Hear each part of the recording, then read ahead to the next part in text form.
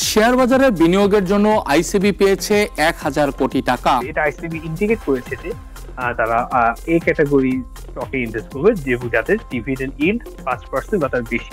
দর্শক, উঠতে থাকা শেয়ার বাজার ক্ষতিগ্রস্ত হয়েছে বাংলাদেশ ব্যাংক এবং বিএসইসির বেশ কিছু হুটহাট সিদ্ধান্তের ফলে। উনি হুটহাট করে এমন সব ঘটনা ঘটাইছে যে উমুকরে ফাইন করছে, ওইটা করছে, সেটা করছে।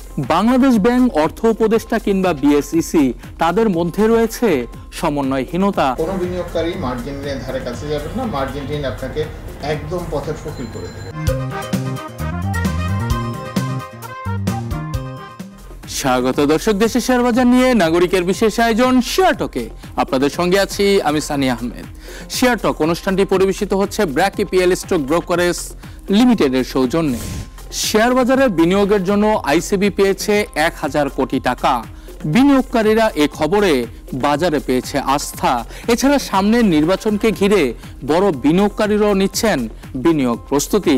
সব মিলিয়ে ঢাকা স্টক এক্সচেঞ্জে গেল সপ্তাহে সূচক ১৫৯.13 পয়েন্ট বেড়ে দাঁড়িয়েছে ৫,০২৮.14 পয়েন্ট। লেনদেন ৬৩৮ কোটি বেড়ে সর্বমোট টার্নওভার হয়েছে ২,৬২৬ কোটি টাকা।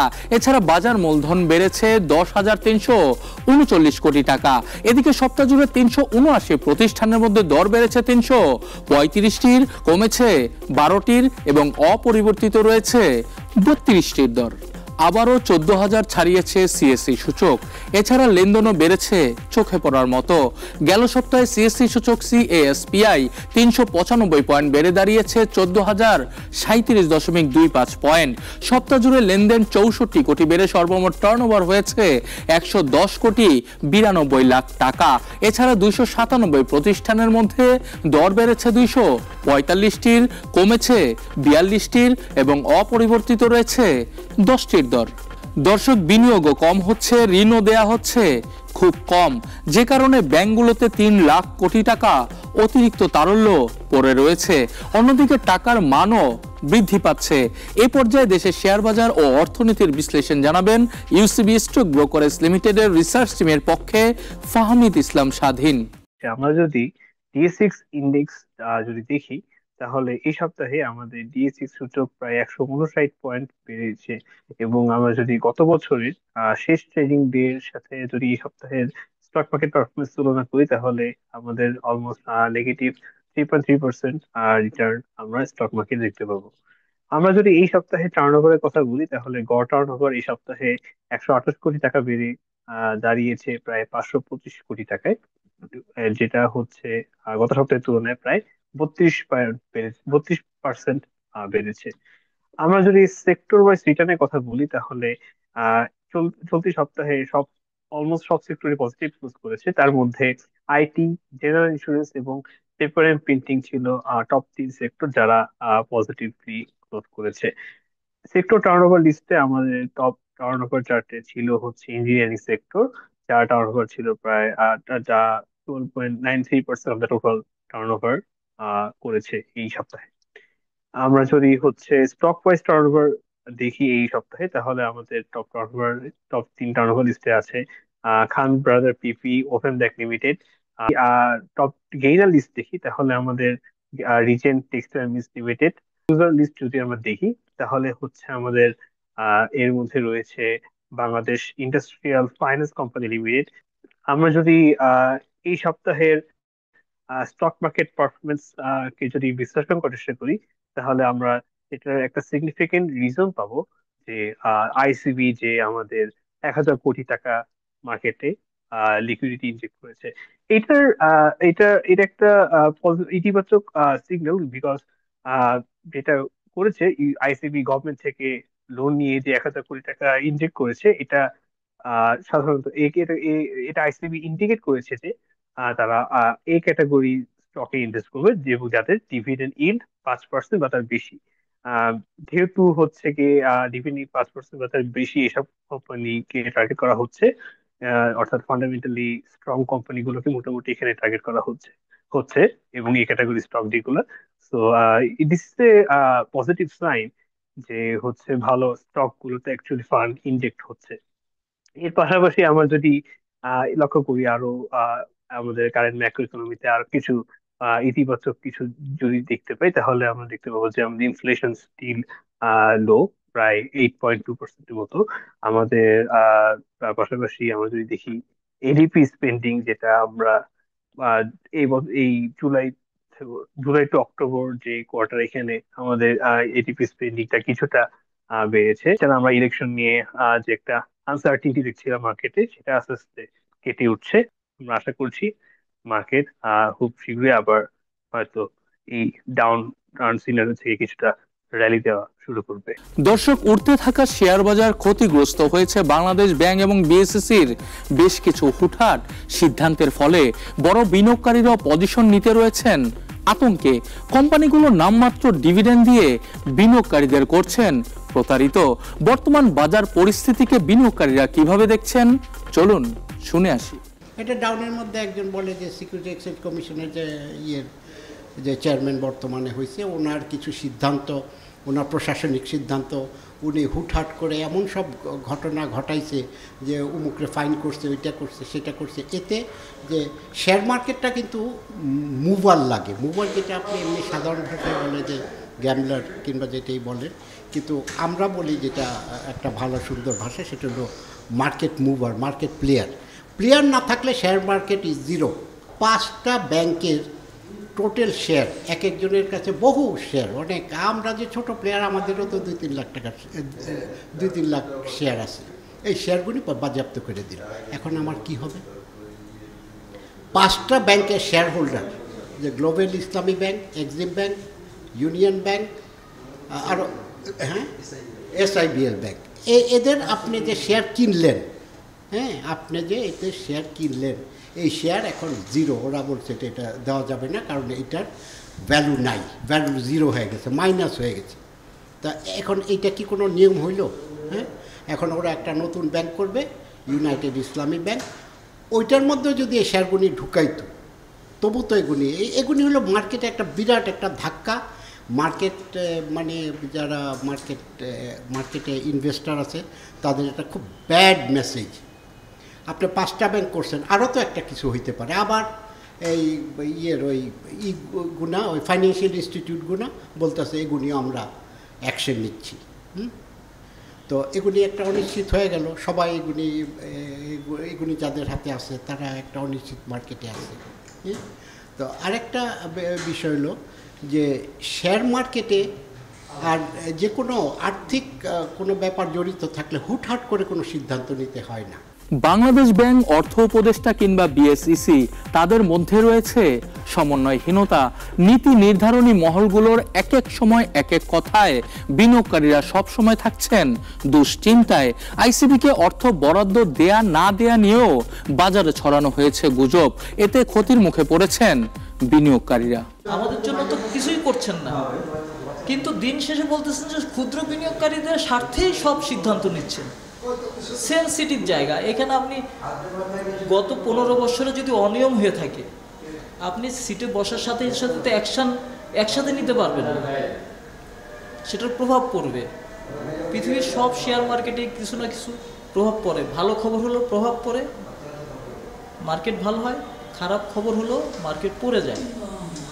এখানে আপনাকে ধীরে ধীরে সিদ্ধান্ত নিতে হবে।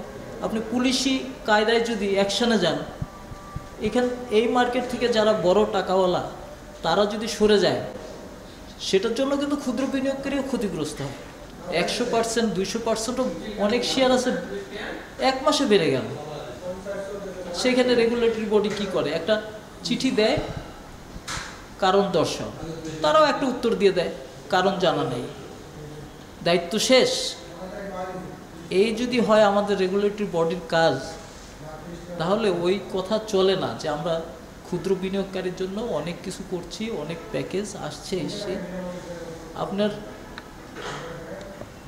এই আইসিবি যখন নাকি খবরটা আসছে যে সে আর টাকা পাবে না, মার্কেট থেকেই তাকে সার্ভাইভ করে তাকে রোল প্লে করতে হবে, তাকে টিকে থাকতে হবে। তখন অনেক বিনিয়োগকারী মাত্র 50-60 টাকা কিনা সেই শেয়ারটা 35 টাকা 34 টাকায় এই 1 সপ্তাহ আগে বিক্রি করে দিছে। আর ঠিক 2 দিন পরে যখন নাকি সিদ্ধান্ত নিল কিংবা গভর্নমেন্ট তাকে টাকা দিল, সেই শেয়ারটা আছে 40-42 টাকা। এখন ক্ষুদ্র বিনিয়োগকারী যে এই যে ভুল সিদ্ধান্তের জন্য যে ক্ষতিগ্রস্ত হলো, এটা কি দিবে? রেগুলেটরি বডি টাকাটা দিবে? ওই ক্ষুদ্র বিনিয়োগকারী টাকাটা কে দিবে? এই যে হঠাৎ একটা সিদ্ধান্ত নিচ্ছে আবার সেখান থেকে সরে যাচ্ছে কেন? এরকম হলে তো ক্ষুদ্র বিনিয়োগকারীদের স্বার্থ দেখা হয় না। আপনি যখন বললেন যে তাকে আর টাকা দেওয়া হবে না, ওই নিউজের কারণে শেয়ারটা চলে আসলো 35 টাকা। সেই 60 টাকার শেয়ার 60-70 টাকার ওই জায়গা থেকে আস্তে আস্তে লাস্টে 42 টাকা 45 টাকা থেকে সে খুব দ্রুত নেমে গেল 35 টাকা। সেই জায়গায় তো অনেকেই শেয়ারটা বিক্রি করে দিছে, যেটা বুঝি অবস্থা খুব খারাপ। একদিন পরে আপনি সিদ্ধান্ত পাল্টে টাকা দিয়ে দিলেন। তা আপনি আপনার নিজেদের গভর্নমেন্টের নিজেদের প্রতিষ্ঠান যদি এত অনিয়মের মধ্যে দিয়ে চলে, বড় প্রতিষ্ঠান সবচেয়ে বড় যোগানদাতা, তাহলে অন্যান্য যারা নাকি ম্যানিপুলেটের সাথে জড়িত তারা তো ম্যানিপুলেশন করবেই।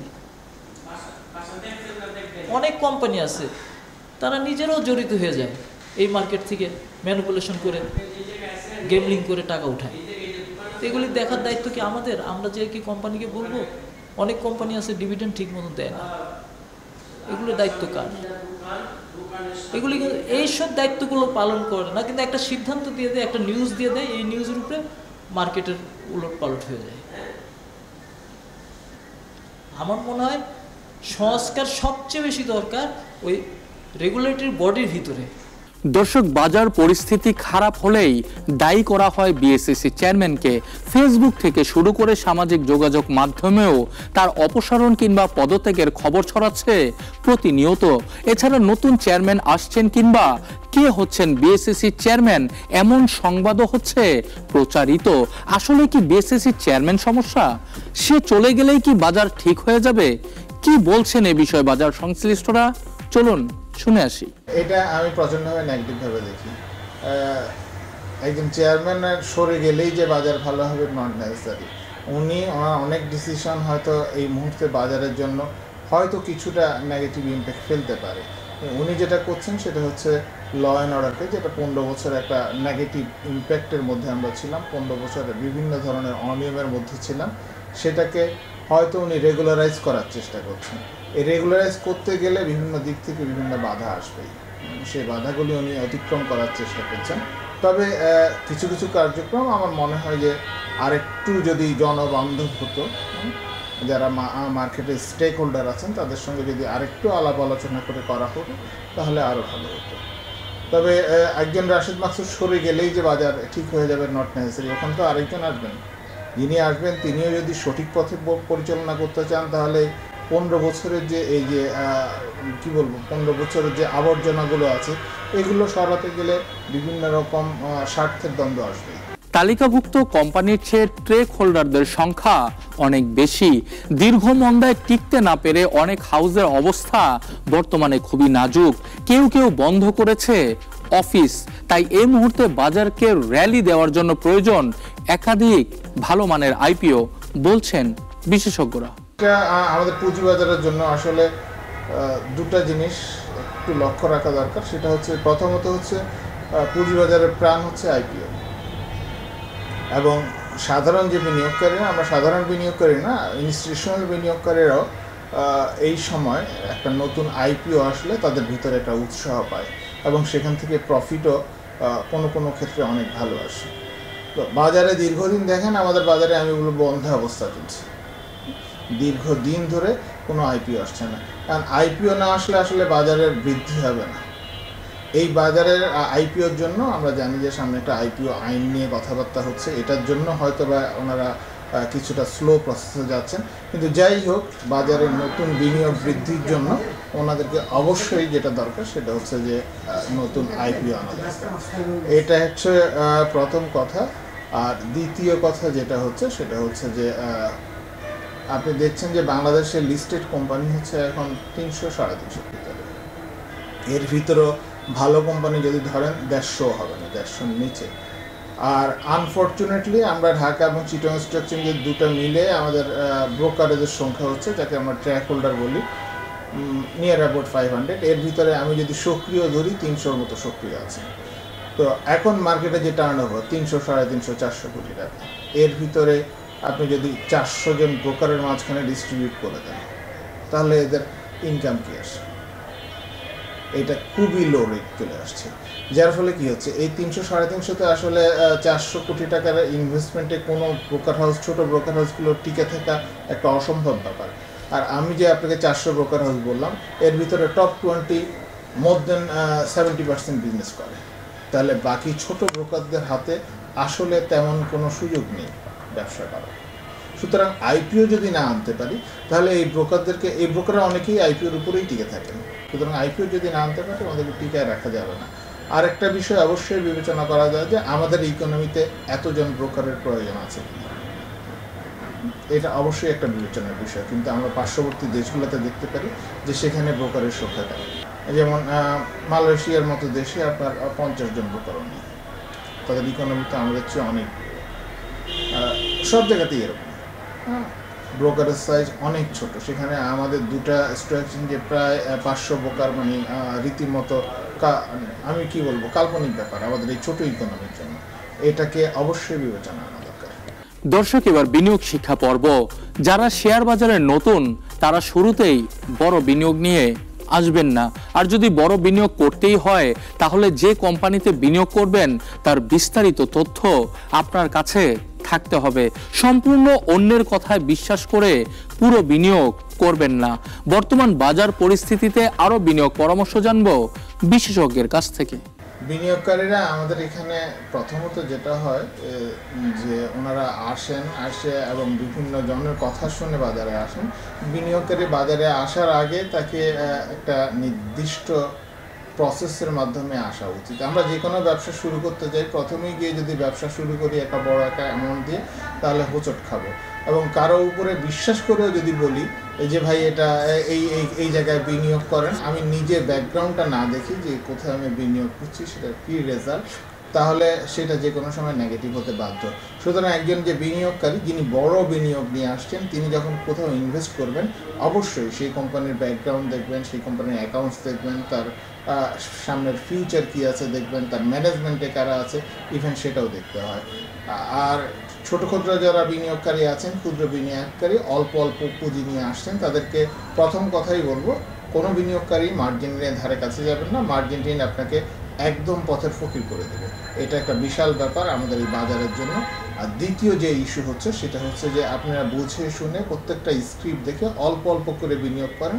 আপনার পুরো টাকাটা বিনিয়োগ করবেন না, একটা নির্দিষ্ট অংশ একটা সার্টেন ভালো শেয়ারে বিনিয়োগ করেন। আরেকটা, আপনারা যদি মার্কেটের সঙ্গে থাকতে চান, মার্কেটে একটা রানিং আইটেমে বিনিয়োগ করেন এবং কিছু টাকা আপনার হাতে রাখবেন যেন যে কোনো বিপদ মুহূর্তে আপনাকে এই লসে শেয়ার বিক্রি করতে না। দর্শক, এবার আন্তর্জাতিক শেয়ার বাজার।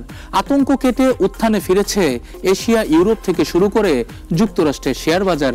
গেল 5 দিনে যুক্তরাষ্ট্রের ডাউ জোন্সের সূচক 2.79% বেড়ে দাঁড়িয়েছে 47,427 পয়েন্ট। এছাড়া S&P ইন্ডেক্স 2.57% বেড়ে দাঁড়িয়েছে 6,813 পয়েন্ট। পতন থেকে বেরিয়ে ইতিবাচক ধারায় রয়েছে ইউরোপের শেয়ার বাজার। এর মধ্যে গেল 5 দিনে যুক্তরাজ্যের FTSE 100 ইন্ডেক্স 1.75% বেড়ে দাঁড়িয়েছে 9,694 পয়েন্ট। এছাড়া জার্মানির ডেক্স ইন্ডেক্স 2.10% বেড়ে দাঁড়িয়েছে 23,768 পয়েন্ট। দর্শক, কারেকশনের পর আবারও ব্যাপক উত্থানে জাপানের নিক্কি। এছাড়া এশিয়ার অন্যান্য শেয়ার বাজারও রয়েছে সূচকের উত্থান।